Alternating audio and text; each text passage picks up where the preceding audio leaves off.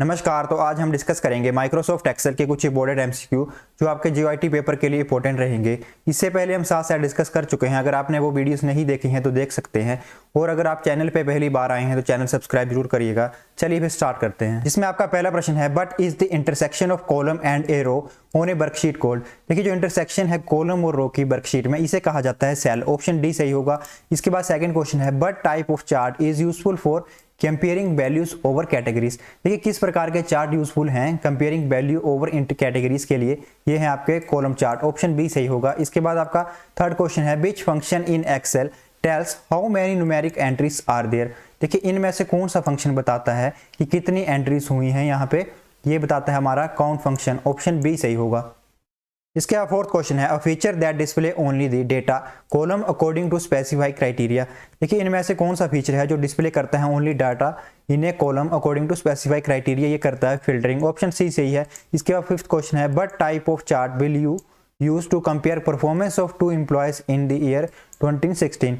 देखिए, दो अगर एम्प्लॉय हैं उनकी परफॉर्मेंस चेक करनी है तो किस प्रकार का चार्ट यूज करेंगे, तो ये करेंगे हम लाइन चार्ट का। ऑप्शन बी सही है। इसके बाद सिक्स क्वेश्चन है, Which one is not a function in MS Excel।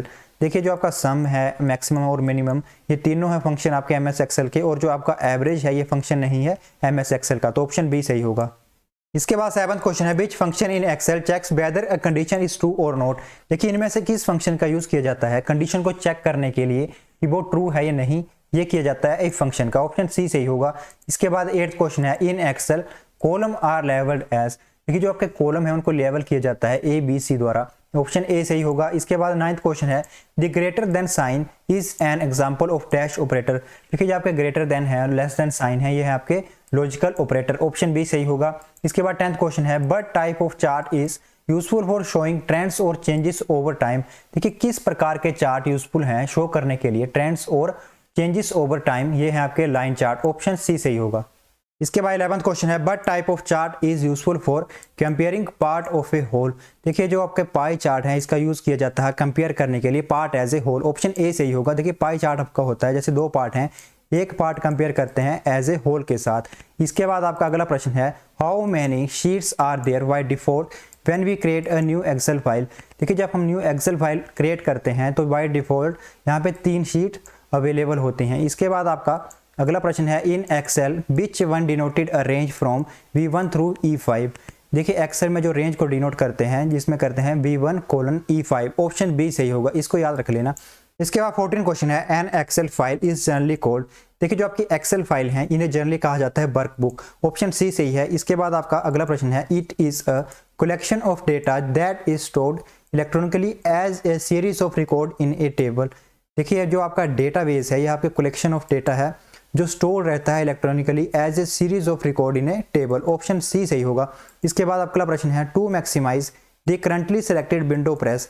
देखिए, जो आपने विंडो सेलेक्ट कर रखी है करंटली, उसे मैक्सिमाइज करने के लिए हमें प्रेस करना पड़ेगा Ctrl+F10। ऑप्शन बी सही होगा। इसके बाद 17 क्वेश्चन है, formula in Excel are made up of.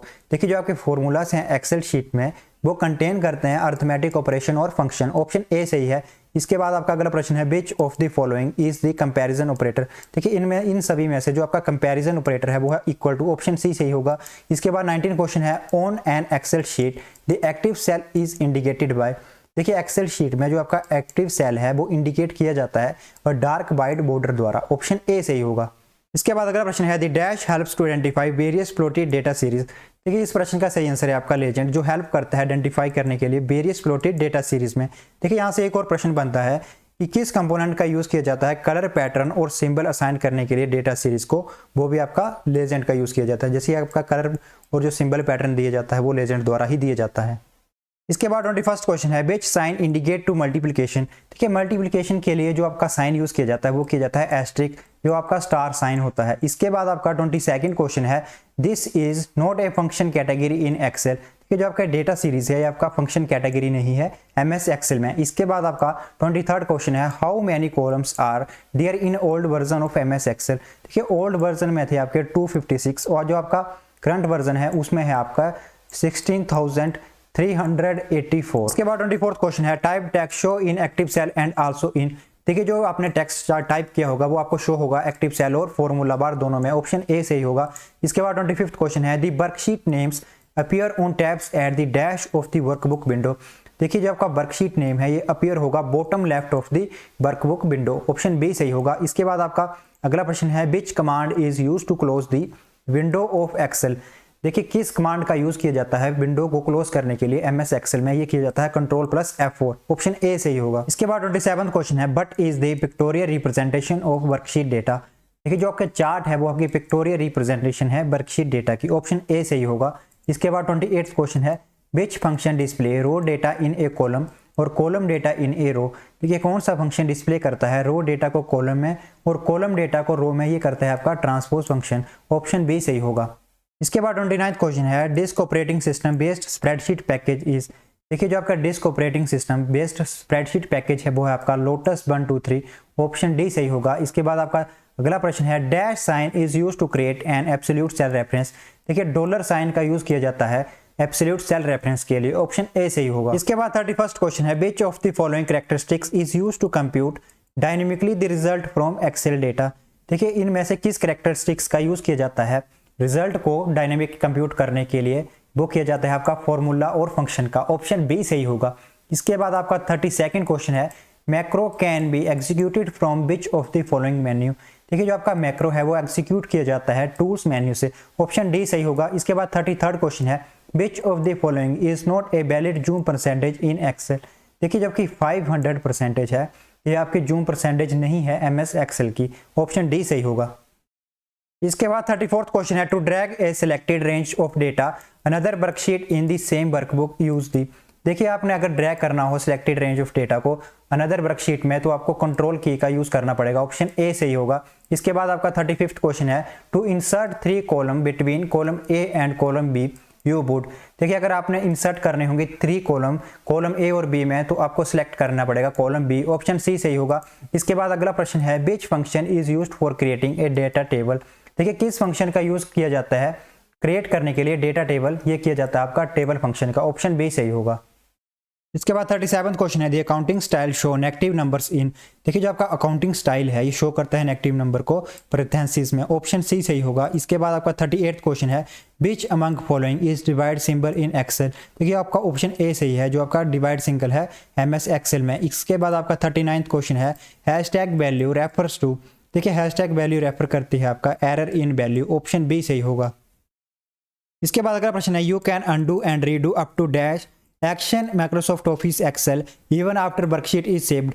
देखिए आप 50 एक्शन तक माइक्रोसॉफ्ट ऑफिस में ले सकते हैं अनडू और रीडू के, इवन आफ्टर आपकी वर्कशीट जो है सेव्ड है, ऑप्शन ए सही होगा।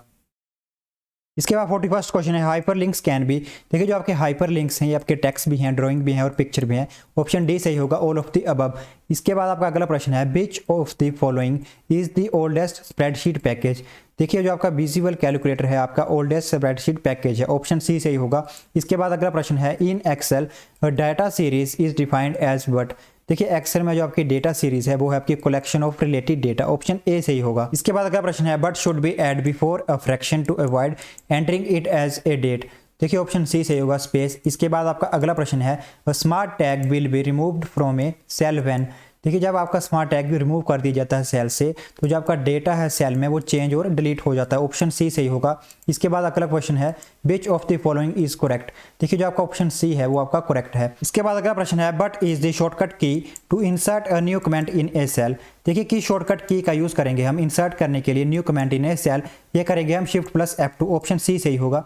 इसके बाद अगला प्रश्न है what is the shortcut key to hide entire column. देखिए एंटायर कॉलम को हाइड करने के लिए हम कंट्रोल प्लस 0 का यूज करेंगे और जो आपका अगर आपने एंटायर रो हाइड करनी हो तो आपको कंट्रोल प्लस 9 प्रेस करना पड़ेगा। इसका 49th क्वेश्चन है नोट एंड और एंड एक्स और आर। देखिए जबकि नोट एंड और हैं ये आपके हैं लॉजिकल ऑपरेटर, ऑप्शन सी सही होगा। इसके बाद आपका लास्ट प्रश्न है how do you tell one cell from another. देखिए बाय इट्स एड्रेस, सेल के एड्रेस से आप उसके बारे में बता सकते हैं, ऑप्शन ए सही होगा। तो यह है अंत इस वीडियो का। अगर वीडियो अच्छी लगी हो तो चैनल सब्सक्राइब जरूर करके जाइएगा। आशा करता हूं कि वीडियो आपके लिए हेल्पफुल रहेगी। अगली वीडियो में हम एक और सेट डिस्कस करेंगे। तो stay connected with your goal study channel, do work hard, God bless you all.